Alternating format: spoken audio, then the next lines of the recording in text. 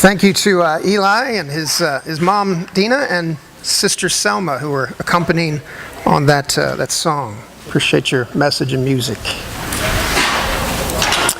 Well, I have it on good authority. It's my brother, so who knows if he's right. But at any rate, he told me once, and I think I've shared this with some of you before, that my given last name is a name that has something in common with the manger. I have this on good authority because my brother was told that in an ancient German version of our name, Kober, it means feeding trough. Yeah, that's what my first response was too.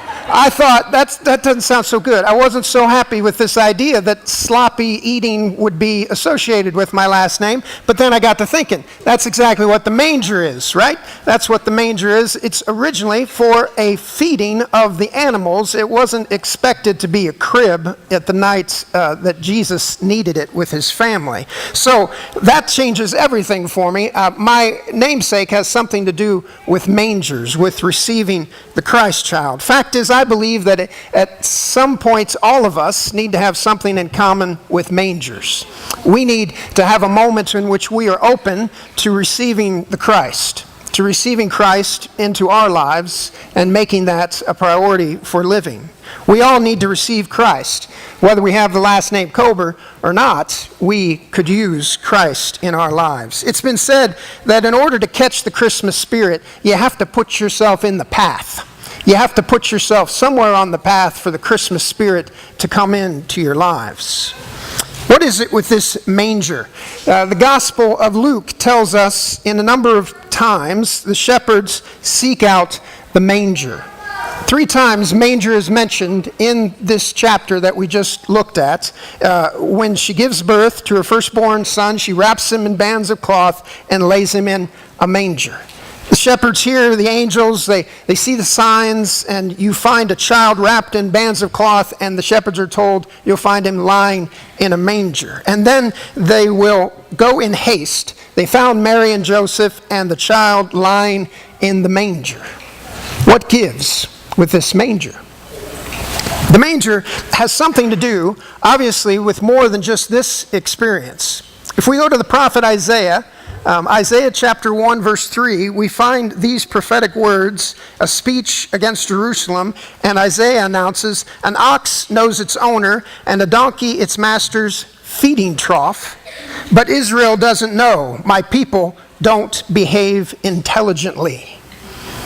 A feeding trough, a manger, is where the master's donkey knows to find food, and Israel should be able to find it as well.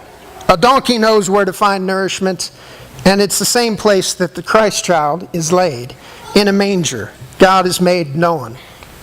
The Gospel of Luke is suggesting that Christ is spiritual nourishment for God's people. God's giving of a gift to the people of God if they would receive it, if they would receive this gift. Giving gifts is not an easy task.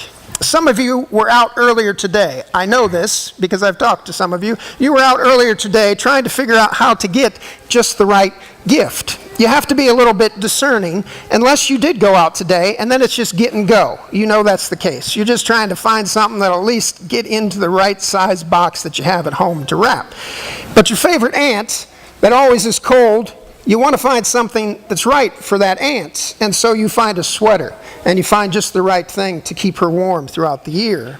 The chef in the family, you'll want to get that utensil that perhaps they don't have, or they need a second one because it would be helpful to have. Or just you want to find something that as you're walking by it, you say to yourself, oh yeah, that suits them to a T. That's exactly what they should have this Christmas. Giving gifts is the joy of Christmas. But it's also a challenge. And we're reminded of the saying, it's more blessed to give than to receive. But it has to be more than just giving. There has to be some reception. Somebody has to do the receiving. 'Tis the season for giving, but we celebrate at Christmas an invitation to receive. An invitation that is given to all, that we might receive. In my lifetime, I've had an opportunity to watch the movie It's a Wonderful Life probably 1,300 times, just guessing. But not recently, because NBC brought the rights to It's a Wonderful Life. So the only time you're going to see it is tonight on NBC. Just a little plug. So It's a Wonderful Life. It'll be on tonight. And I love that movie and all that it has to capture. Most of us have only seen like 5 or 6 minutes of it, but you don't know which parts you're missing if you don't see the whole movie. George Bailey, played by Jimmy Stewart. George Bailey is the one who encounters this Clarence Oddbody, who's an angel. And they have this incredible experience because at the time, George Bailey's not feeling too good about himself. He's figuring he should just end his life because it's just not gone well for him.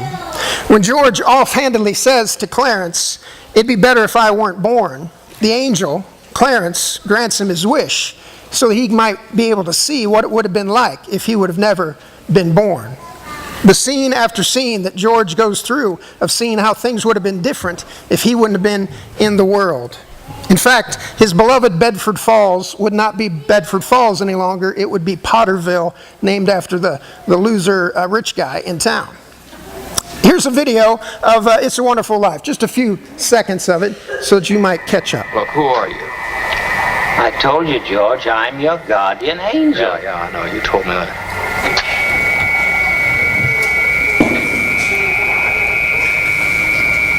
What else are you? What are you? You a hypnotist? No, of course not. Well, then why am I seeing all these strange things? Don't you understand, George? It's because you were not born. Well, if I wasn't born, who am I? You're nobody. You have no identity. Oh, what do you mean, no identity? My name's George Bailey. There is no George Bailey. You have no papers, no cards, no driver's license, no 4F card, no insurance policy. They're not there either. What? Zuzu's petals.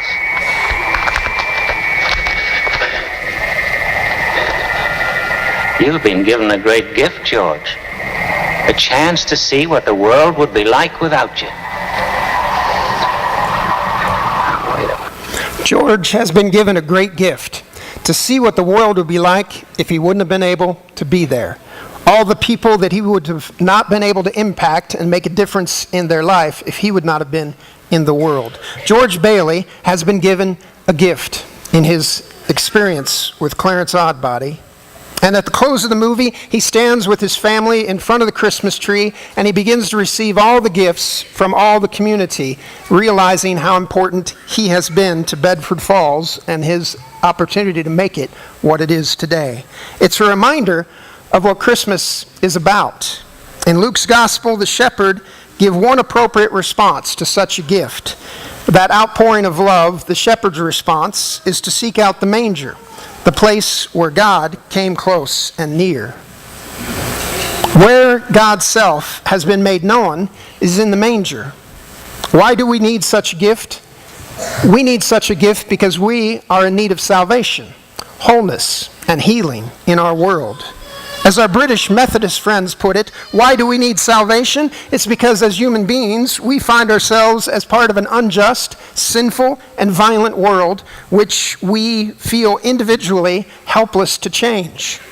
We may feel driven by urges such as anger, lust, or greed that we wish we had control of, but somehow they have control over us. The demands of our modern life have left us stressed out and overloaded, or isolated and feeling useless, much like George Bailey did. Loss, fear, grief, and guilt may be weighing us down. We need salvation, and that's why we need to go to the place of the manger, so we can find our salvation, our wholeness, and our healing. We put ourselves in those situations in the path of being able to receive some new hope and spirit in our lives. We watch It's a Wonderful Life just one more time, or we gather with family and friends that we might encounter the Christ child anew. We go to candlelight services, we listen to choirs, we sing carols together, all in an effort to put ourselves in that path of receiving Christ anew. God's gift to you and to me has us written all over it. It's the gift of the Christ child wrapped in bands of cloth and lying in a manger. That's the gift of God. God with us and for us. Christmas is an invitation to receive that gift of God. We pray that we might receive that gift and share that gift with others. So be it, and may it be so.